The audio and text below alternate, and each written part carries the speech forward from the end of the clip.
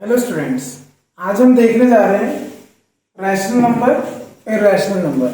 ये बहुत ही important topic है क्लास 9th का चैप्टर 1 नंबर सिस्टम।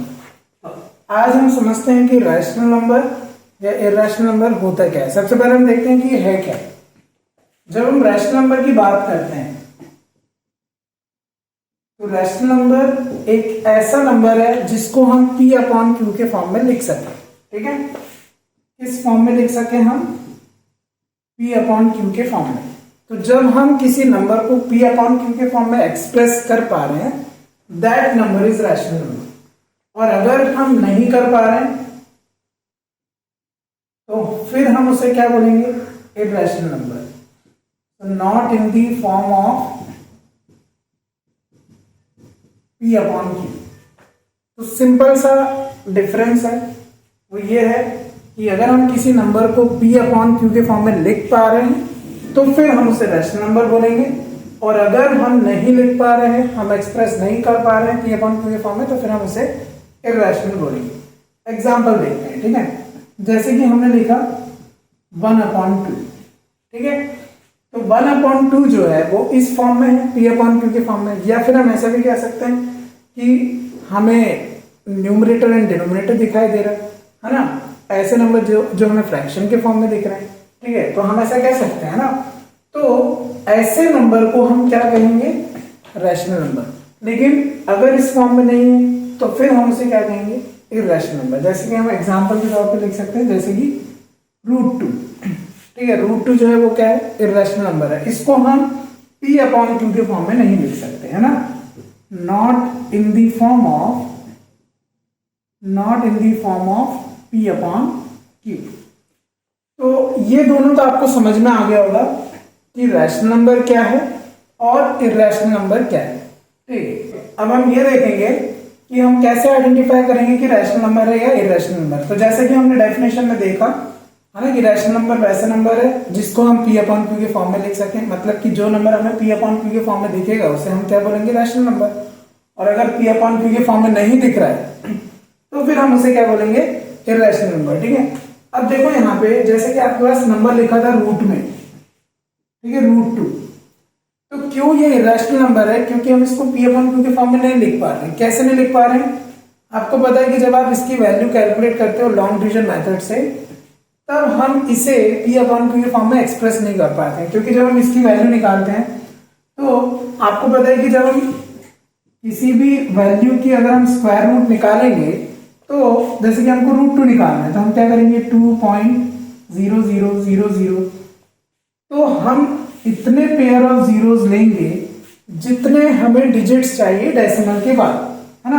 हमें पता है जैसे कि 1.41, है ना, ऐसे हमें कैलकुलेट हो जाता है ना। तो यहां पे अगर हम 4 जीरोस लेते हैं तो हमारे पास 2 डिजिट्स मिलेंगे डेसिमल के बाद। अगर हम यहाँ 2 जीरो और ले लें तो फिर 1 डिजिट और निकल जाएगा, है ना। तो कहने का मतलब यह है कि यहां पर जो वैल्यू हमें मिलेगी, है ना, ये काय पे डिपेंड है? जितने जीरोस हम यहाँ पे लेंगे। तो कहने का मतलब यह है कि √2 की जो वैल्यू है वो कभी भी क्या नहीं हो रही है? कंप्लीट नहीं हो पा रही है, मतलब कि पूरी टर्मिनेट नहीं हो पा रही है। मतलब हमें डिजिट्स मिलते ही जाएंगे। आप यहाँ जितने पेयर ऑफ जीरोस लेंगे उतने डिजिट्स यहाँ कैलकुलेट होते जाएंगे। तो फिर हम इसे P/Q के फॉर्म में नहीं एक्सप्रेस कर पाते हैं। इसीलिए रूट में जब भी वैल्यू लिखी हो तो हम उसे किस कैटेगरी में लेके आएंगे? इरैशनल नंबर की कैटेगरी में। ठीक है, अब आपको क्या ध्यान में देना है? अब सारे जो नंबर है रूट में वो आपको इरैशनल नहीं देंगे। अभी ये जो नंबर था ये परफेक्ट स्क्वायर नहीं है ना। क्या है ये? Not perfect square. तो अगर नॉट परफेक्ट स्क्वायर नंबर अगर रूट के अंदर मिलते हैं तो फिर हम उसे इरैशनल नंबर कहेंगे। लेकिन अगर हमारे पास जैसे कि √25 लिखा है तो √25 मतलब कि क्या है? 5 × 5, है ना। तो इसकी वैल्यू क्या निकलेगी? 5 निकलेगी। और 5 को हम 5/1 लिख सकते हैं। तो ये जो है ये कौन सा फॉर्म है? P/Q form. तो जब हम किसी नंबर को P/Q के फॉर्म में लिख पा रहे हैं तो फिर वो तो रैशनल नंबर हो गया। तो √25 जो है ये आपका क्या हो गया? Rational number. ठीक, तो आपको क्या ध्यान में रखना है, हम कैसे आइडेंटिफाई करेंगे ना कि रैशनल है या इरैशनल है। तो रूट में अगर हमें नॉट परफेक्ट स्क्वायर नंबर मिले तो फिर वो क्या देगा आपको, इरैशनल नंबर। लेकिन अगर वो रूट में अगर आपकी वैल्यू क्या है, परफेक्ट स्क्वायर है, तो फिर वो क्या देगा, रैशनल नंबर। ठीक है, तो आप ध्यान रखना कि जब भी आपको ऐसे नंबर मिलेंगे तो आप इसको इजीली आइडेंटिफाई कर पाओगे कि रैशनल नंबर है या इरैशनल नंबर है। ठीक है, आपको डेफिनेशन नहीं भूलनी है, डेफिनेशन आपको वही ध्यान रखना है कि पी अपॉन क्यू के फॉर्म में अगर हम लिख पा रहे हैं तो फिर वो क्या है, रैशनल नंबर है, और नहीं लिख पा रहे हैं तो इरैशनल नंबर है। ठीक है, कॉन्सेप्ट आपका वही है। ठीक है, बट ये है कि आपको वेराइटीज में, है ना, अलग अलग टाइप में आपको क्वेश्चंस में दिए जा सकते हैं नंबर। ठीक है, अब इसके अलावा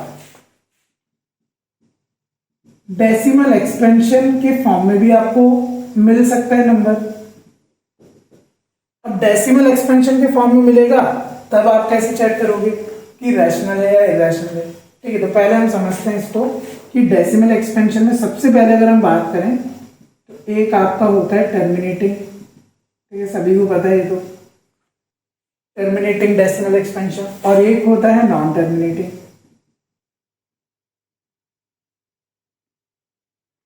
अब नॉन टर्मिनेटिंग में भी टू कैटेगरी है, एक है आपका रिकरिंग और एक है नॉन रिकरिंग।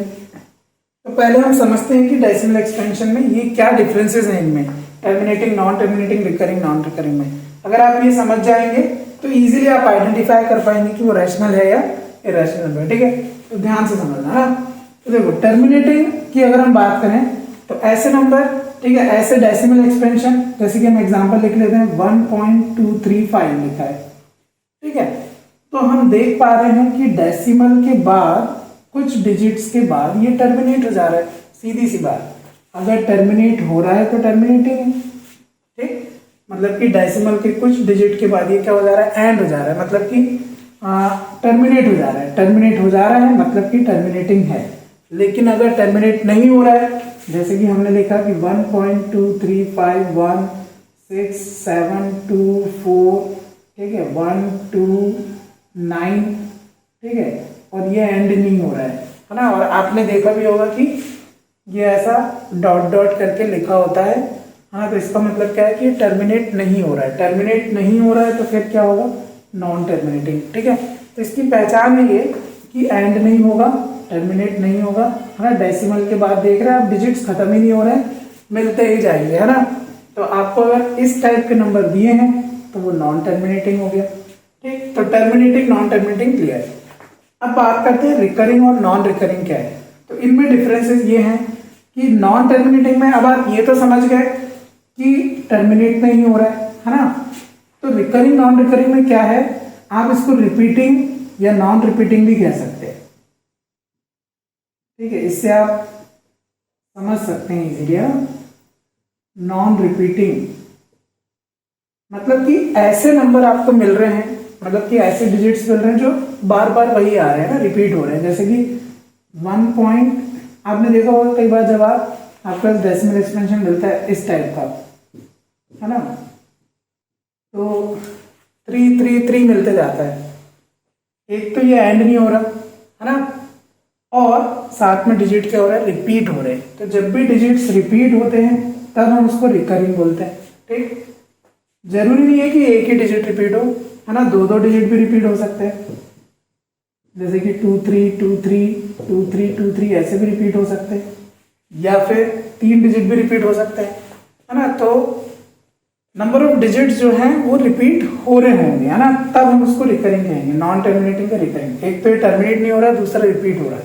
लेकिन अगर रिपीट नहीं हो रहा है, जैसे कि हमने ये एक एग्जांपल भी देखा था यहाँ पे, तो जैसे कि ये है ना 1.23516724129, तो यहाँ पे क्या हो रहा है एक्चुअल में कि जो आप नंबर देख पा रहे हो डेसिमल के बाद नंबर एक तो टर्मिनेट नहीं हो रहा और उसके अलावा रिपीट नहीं हो रहे, तब हम उसको नॉन रिकरिंग, नॉन टर्मिनेटिंग हम बोलेंगे।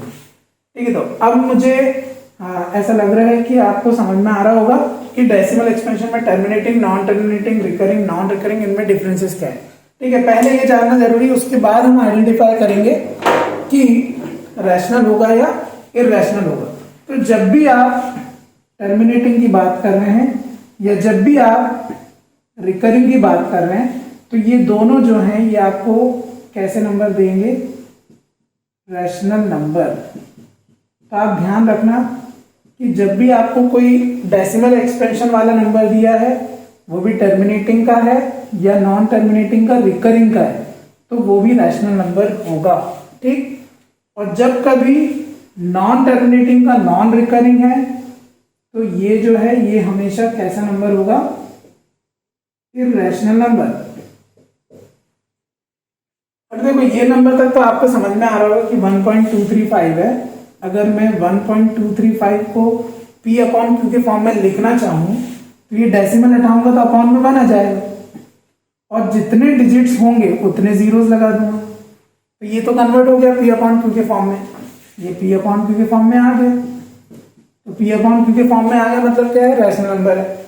लेकिन अभी ये जो नंबर्स हैं आपके पास, कौन से, रिकरिंग वाले, है ना, ये नंबर्स को भी हम P अपॉन Q के फॉर्म में एक्सप्रेस कर सकते हैं। ये चैप्टर में आप आगे पढ़ोगे, है ना, ये चैप्टर में आगे टॉपिक दिया हुआ है कि कैसे हम रिकरिंग नंबर को P अपॉन Q के फॉर्म में एक्सप्रेस कर सकते हैं। ठीक है, तो वहां पे आप देखोगे कि हम उसको भी P अपॉन Q के फॉर्म में एक्सप्रेस कर पा रहे हैं, मतलब कि वो भी रैशनल नंबर है ना, मतलब ये भी क्या हुआ, रैशनल नंबर हुआ, क्योंकि इसको भी हम P अपॉन Q के फॉर्म में लिख पाएंगे।